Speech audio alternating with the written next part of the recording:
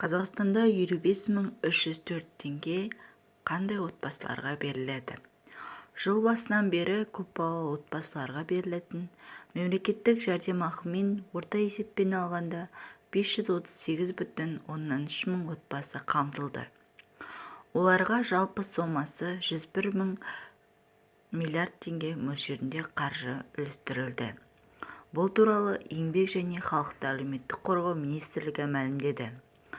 Мәлімет бойынша, оның ішінде наурыз айында 544,3 мың отбасына 34,3 миллиард теңге мөлшерінде жәрдемақы төленді.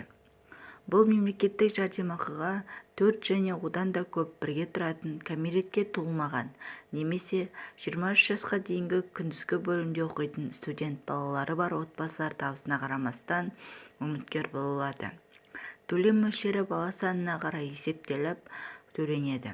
Көпбалалы отбасындағыларға, 4 баласы бар отбасыларға 25.304 теңге, 5 баласы барларға 69.138 теңге, 6 баласы барларға 82.973 теңге, 7 баласы барларға 96.807 теңге, 8 және одан да көп баласы бар отбасыларға әр балаға 13.800 теңге мөлшерінде деп жазды министрліктен.